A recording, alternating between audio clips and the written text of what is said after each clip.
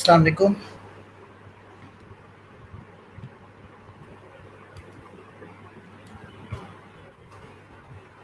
आज का जो हमारा लेक्चर है, जो हमने उस दिन लास्ट लेक्चर हमने जहाँ से स्किप किया था उसको वहीं से कंटिन्यू करेंगे आज का लेक्चर।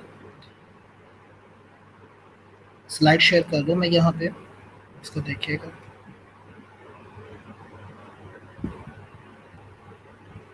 आज का लेक्चर स्लाइड शेयर कर दूँ मैं यहाँ पे, इसको देखिएगा।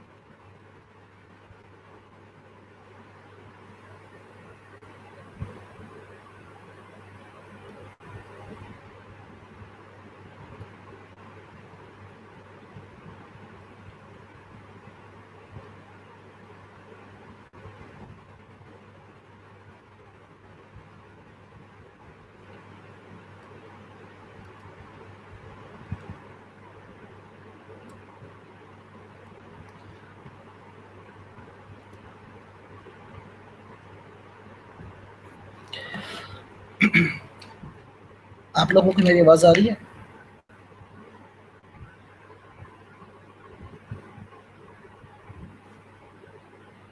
चलिए ठीक है, स्टार्ट कर दो। मैंने एक स्लाइड शेयर की है यहाँ पे, पावर पॉइंट की शो हो रही है आपको? चलो ठीक है, मैं इसको स्टार्ट करता हूँ। अच्छा, उस दिन जो हमने बात की थी, थोड़ा सा मैं आपको रिकैप दूंगा। मैंने उस दिन ये बात की थी डिटेल में कि जब भी हम कोई एसिड जिसकी अभी फिक्स एसिड की डेप्रिसिएशन होती है, हमने डेप्रिसिएशन के बारे में बात की। फिर मैंने आपको बताया डेप्रिसिएशन को कैलकुलेट करना है हमने स्ट्रेट लाइन मेथड में, एक हमने करना है रिड्यूसिंग बैलेंस मेथड में। स्ट्रेट लाइन मेथड का मैंने आपको तरीका बताया था कि हमारे पास होती है कॉस्ट, कॉस्ट में से हमने माइनस करना है स्क्रैप वैल्यू, उसमें से हमने जो डिवाइड कर देना होता है उसको अपनी लाइफ में। उसके बाद फिर हमने बात की थी रिटर्न डाउन वैल्यू में। रिटर्न डाउन वैल्यू में क्या होता है, वो हमें एक परसेंटेज दे देता है। हमने अपनी कॉस्ट को उस परसेंटेज हमने अपनी कॉस्ट की उतनी परसेंटेज निकालनी है, तो हमारे पास जो डेप्रिसिएशन आती है उसको हमने कॉस्ट में से माइनस करना है। तो उस परसेंटेज को जो हम माइनस करेंगे वो हमारी कहलाएगी रिटर्न डाउन वैल्यू। ठीक है। अच्छा, ये तो हमारा उस दिन का थोड़ा सा लेक्चर था जिसको हमने थोड़ा सा किया था, इसको मैंने मज़ीद आगे लेके जा रहा हूँ। इसके बाद हम आए थे, हमने एक एग्जांपल नंबर 2 की थी। इसको थोड़ा सा समझे कि मैंने आपको बताया कि जब हम ऐसा करते हैं कि हमने कोई एक मशीनरी खरीदी, ठीक है, गौर से समझिएगा कि एक मशीनरी हमने खरीदी है पहले साल, हमने उसको यूज़ किया पूरा साल, फिर हमने उसको दूसरे साल भी यूज़ किया, लेकिन दूसरे साल मेरे पास एक और मशीनरी मैं खरीद रहता हूँ। तीसरे साल मैंने एक और मशीनरी परचेज कर ली, अब मेरे पास 3 मशीनें हो। चौथे साल मैंने एक और मशीनरी परचेज तो कर ली, लेकिन उस चौथे साल मैंने अपनी पहली वाली मशीनरी को क्या कर दिया, सेल कर दी। मेरी एग्जाम्पल को दोबारा सुनिएगा। वो कहता है कि हमारे पास एक कंपनी है जिसके 4 साल बाद जब हमने उसकी स्टेटमेंट्स को देखा तो उसमें हमें ये शो हुआ कि एक कंपनी जिसने पहले साल एक मशीनरी ली, दूसरे साल एक मशीनरी ली, तीसरे साल एक मशीनरी ली और चौथे साल उसने एक मशीनरी ली, यानी 4 मशीनरीज उसके पास हो गए, 4 एसिड उसके पास हो गए। अब हुआ ये कि उसने चौथे साल पहले साल जो मशीनरी ली थी उसको परचेज सेल कर दिया। अब उसने पहले साल जो मशीनरी ली वो तो उसने ली थी 1 लाख की। अब चौथे साल जब वो उसको सेल कर रहा है, अब वो कितने की सेल होनी चाहिए, यानी उसकी डेप्रिसिएशन हमने कैलकुलेट करनी है। फिर हम देखेंगे कि हमारी ये 5 साल चलनी थी, चौथे साल हम इसको सेल कर रहे हैं, तो चौथे साल जो हम इसको सेल कर रहे हैं तो हमारी अभी उसकी बुक वैल्यू रहती है, हम उसको 1 साल और यूज़ कर सकते हैं। मिसाल के तौर पे एक मशीनरी थी 1 लाख की, हमने उसको चौथे साल उसकी जो बुक वैल्यू अभी रहती थी वो रहती थी, उसकी जो रिटर्न डाउन वैल्यू रहती थी 20,000, यानी हम उसको 20,000 अभी यूज़ कर सकते थे, लेकिन हमने उसको 5वां साल यूज़ करने से पहले ही 19,000 का सेल कर दिया। अब यहाँ पे आपने ये देखना है कि हमें बेनिफिट होता है या लॉस होता है। तो यहाँ पे डेफिनेटली देखें, एक चीज़ 19,000 की आपके पास उसकी रिटर्न ऑन वैल्यू है, आप उसको सेल कर रहे हो 20,000 का, आपको बेनिफिट होता है। अब ये 19,000 जो आपकी कॉस्ट है ये कैसे निकली थी, इसी को हमने लास्ट लेक्चर में डिटेल में डिस्कस किया था। आप इसका पिछला लेक्चर देखिएगा, ठीक है। अच्छा, अब छोटा सा ओवरव्यू देता हुआ मैं आगे जाऊँगा। मेरे पास यहाँ पे एक एग्जांपल है। इस एक एग्जांपल में है कि एक मशीनरी है, पहले साल मैंने ली 50,000 की, एक मशीनरी मैंने दूसरे साल ली 75,000 की, फिर एक मशीनरी मैंने तीसरे साल ली 100,000 की। जो पहली मशीन थी वो 4th ईयर में जाके मैंने क्या कर देते हैं, डिस्पोज कर देते हैं, और हमने फाइंड करना है अपना रिड्यूसिंग बैलेंस मेथड से 25% उसने हमें दिया हुआ है। तो जहाँ हमने अपना पुराना लेक्चर, लास्ट लेक्चर मिस किया था, वो हमने किया था यहाँ पे। यानी हमने इसमें क्या किया था, मैं इसको थोड़ा सा रिवीजन करता हूँ कि सबसे पहले रिटर्न ऑन वैल्यू मेरे पास थी 0। कोई चीज़ समझ नहीं आएगी, जितने क्वेश्चन होंगे आप क्वेश्चन वहाँ पे पोस्ट कर देंगे, मैं लेक्चर टॉपिक कंप्लीट होने के बाद मैं आपको वहाँ पे आंसर देता रहूँ, ठीक है। अच्छा, यहाँ पे मैं आपको बता रहा हूँ कि हमारे पास रिटर्न डाउन वैल्यू स्टार्ट में थी 0, लेकिन जब हमने अपनी पहली मशीनरी यूज़ की, अब ये कहाँ लिखा होगा पहली मशीनरी हमने यूज़ की, ये हमारे पास सवाल में उसने दिया होगा कि फर्स्ट मशीन परचेज्ड ऑन 1 जुलाई 50,000। अब यहाँ पे आपने एक चीज़ देखनी है कि हमारा जो ईयर है वो दिसंबर में ख़त्म हो जाएगा।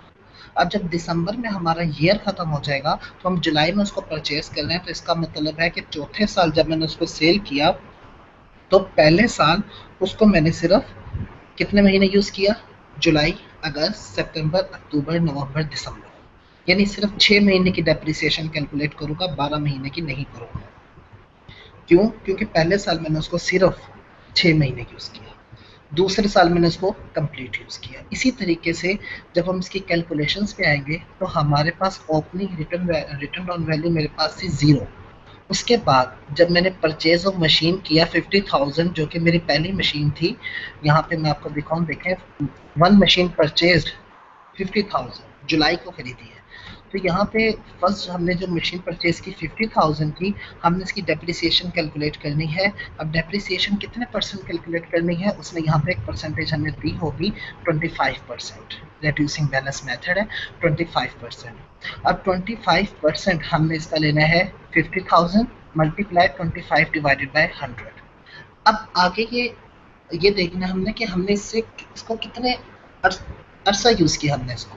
एक साल में 12 महीने होते हैं, हमने जुलाई में इसको परचेज किया, तो जुलाई, अगस्त, सितंबर, अक्टूबर, नवंबर, दिसंबर, हमने 6 मंथ्स इसको यूज़ किया, तो 6 डिवाइडेड बाय 12 हमारे पास क्या हुआ कि एक साल जो थी, सॉरी 6 महीने की इसकी डेप्रिसिएशन हमने निकाली 6,250।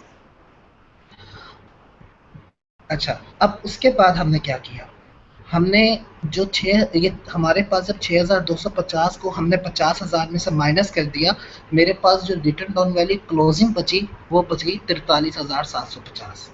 देखिए, ये मेरा है पहला साल, पहले साल में सिर्फ मैंने एक मशीनरी परचेज की। अब रिटर्न डाउन वैल्यू जो है, जब ये मैं अगला साल शुरू करूंगा तो ये मेरी ओपनिंग बन जाएगी। दूसरी मशीनरी इसमें आ रही है परचेज ऑफ मशीन 75,000। ये क्या चीज़ है, ये मैं दोबारा आपको जब क्वेश्चन पे लेके जाऊंगा तो ये आपको बता रहे कि हमने दूसरे साल ईयर 2 में हमने 75,000 की मशीनरी परचेज की, लेकिन ये जनवरी में परचेज की। तो ये कितने मंथ्स हो गए, जनवरी से लेकर दिसंबर तक आप काउंट करें, 12 मंथ्स बनते हैं। 75,000 की हमने परचेज की, तो हम इसको क्या करेंगे, हमारी जो रिटर्न ऑन क्लोजिंग वैल्यू है 43,750, ये हमारी दूसरे साल में बन जाती है ओपनिंग 43,750। इसके अंदर हमने नई मशीनरी को ऐड कर दिया 75,000। हमने क्या किया, अब उसकी डेप्रिसिएशन ली, यानी 1,18,750 ज़रब 25%। सवाल ये पैदा होता है, यहाँ पे मैंने 6 डिवाइडेड बाई 12 क्यों नहीं लिखा, इसलिए नहीं लिखा क्योंकि डेप्रिसिएशन मेरी पूरे साल की हो रही है, मैंने जनवरी में खरीदी है ये। तो जनवरी से लेके दिसंबर तक 12 मंथ्स बनते हैं। अगर आप यहाँ पे लिख देंगे मल्टीप्लाई 12 डिवाइडेड बाय 12 तो आंसर इज इक्वल टू 1, तो उसका कोई फर्क नहीं पड़ता। अच्छा, रिटर्न डाउन क्लोजिंग वैल्यू हमारे पास बच जाती है 89,062।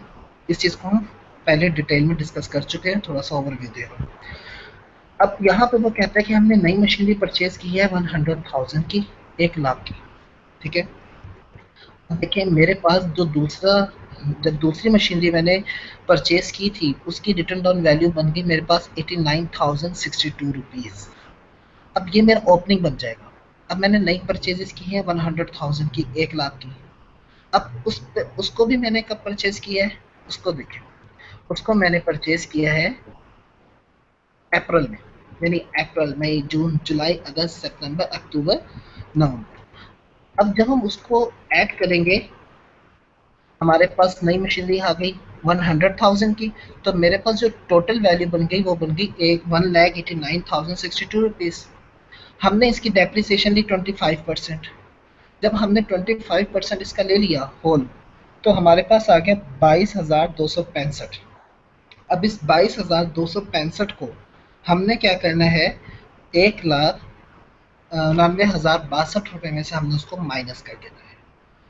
अब उसके बाद वो क्या कहता है कि हमने अप्रैल में जो हमने उसको 9 मंथ्स यूज़ किया, 9 मंथ्स यूज़ किया, यानी मैं आपको दोबारा क्वेश्चन की तरफ आकर लेके जाऊंगा। यहाँ पे